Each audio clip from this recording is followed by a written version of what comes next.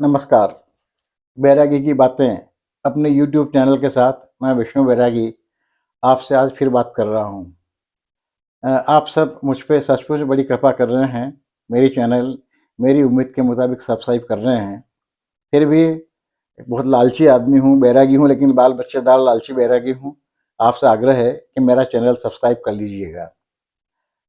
आज की बात मैं करूँ उससे पहले आप जो मेरे फ़ोटो के साथ मेरी जो चित्र देख रहे हैं, उसका चित्र से उस चित्र का आज की मेरी इस बात से कोई लेना-देना नहीं है। ये रतलाम के एक बड़े अंतर्राष्ट्रीय ख्याति प्राप्त पेंटर हैं, कलाकार हैं, कूचीकार हैं, श्री महावीर वर्मा।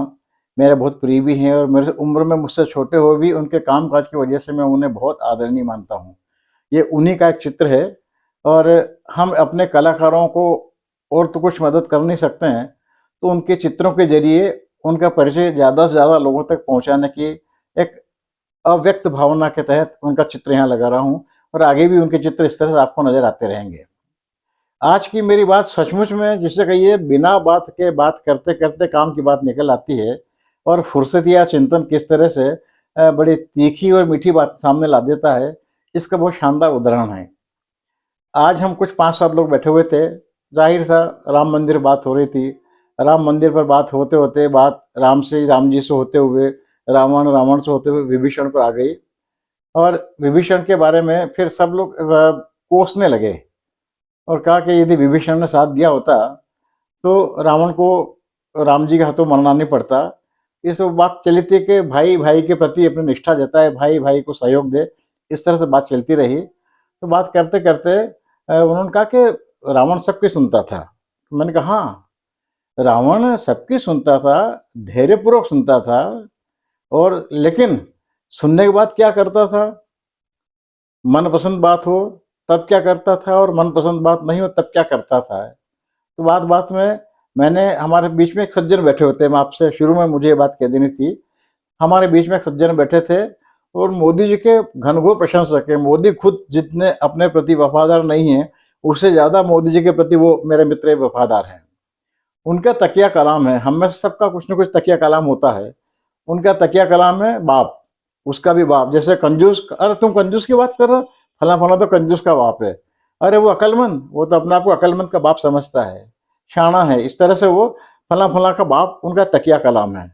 तो वही आज हमारे बीच में बैठे हुए थे इन सारी बातें करते, तो बात-बात में मैंने सहज भाव से कहा कि र विभीषण ने साथ दिया कि नहीं दिया, लेकिन उसने अपनी असहमति खुल के व्यक्त की और उन्होंने कहा कैसे? मैंने कहा कि आप वो सुंदरकांड का वो प्रसंग याद कीजिए जबकि रावण का दरबार लगा हुआ है, खबर आई है कि समुद्र के पार सेना आ गई है और सीता को वापस लौटाएँ या नहीं लौटाएँ, इस पे बात चल रही है।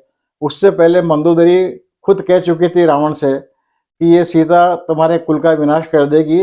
ये सीता इस तरह से आई है जैसे काल रात्रि आ गई हो तुम्हारे लिए, इसलिए इसको वापस लौटा देना ज़्यादा अच्छा है।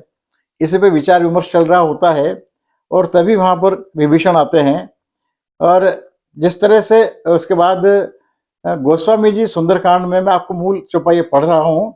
गोस्वामी जी वर्णन करते हैं कि जब ये सब विचार विमर्श चल रहा था, तब अवसर जाने विभीषण आवा, भ्राता चरण शिशु तेहि नावा। विभीषण आए और उन्होंने रावण के चरणों में शीश झुकाकर प्रणाम किया और पुनि सिर नाई बैठ निज आसन, बोला वचन पाई अनुशासन। अनुशासन मतलब आज्ञा, अनुमति। उन्होंने रावण के पाँव में अपना माथा झुकाया, रावण के चरणों में बैठे हैं विभीषण और अनुमति लेकर उन्होंने बोलना शुरू किया और उन्होंने कहा, जो कृपाल पूछे ही मोहि बाता, मति अनुरूप कहूँ हितु दाता। यदि आप मुझसे पूछ रहे हैं तो मैं अपनी बुद्धि के अनुसार आपको अपनी बात कह रहा हूँ।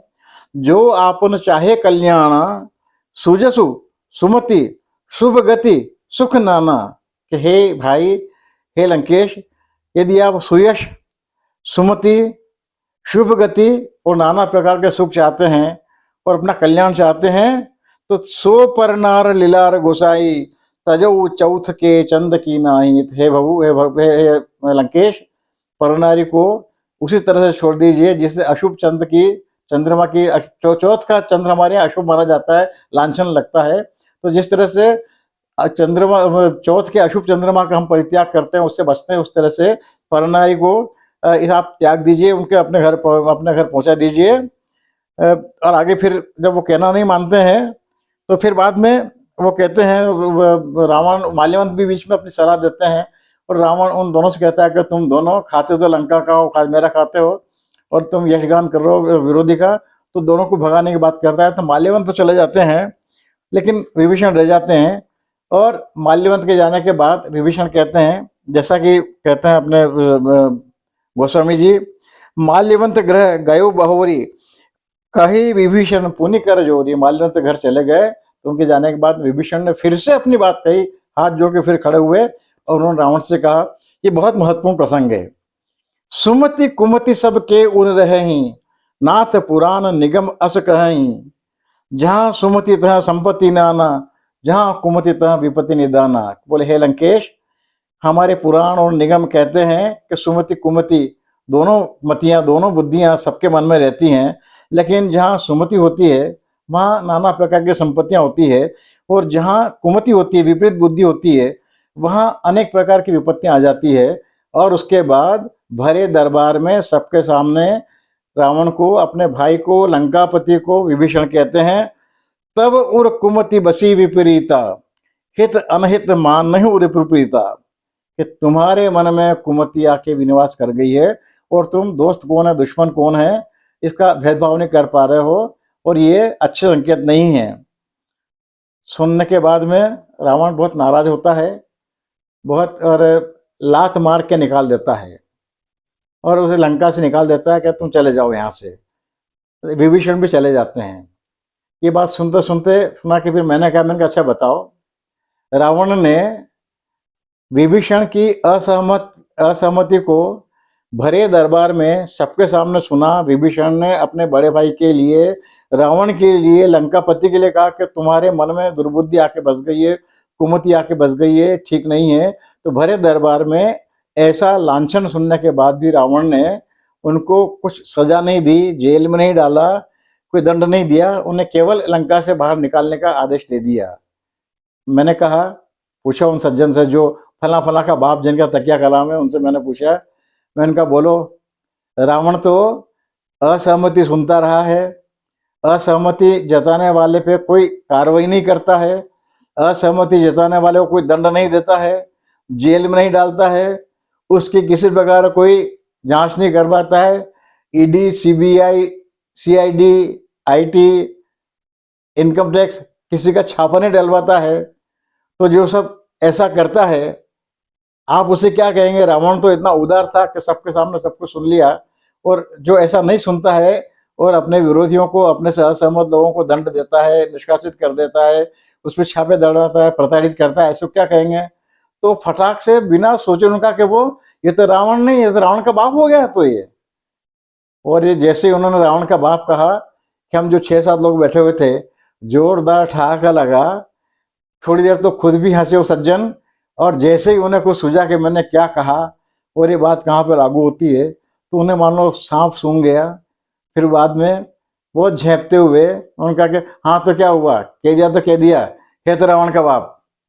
और कहने के बाद में उन सब के मजे लेते हुए, और मजे की बात यह है कि फिर हम सब ने चाय उन्हीं से पी जिन्होंने ऐसे रावण, ऐसे असहमति को अस्वीकार करने वाले सज्जन को रावण का बाप कहा।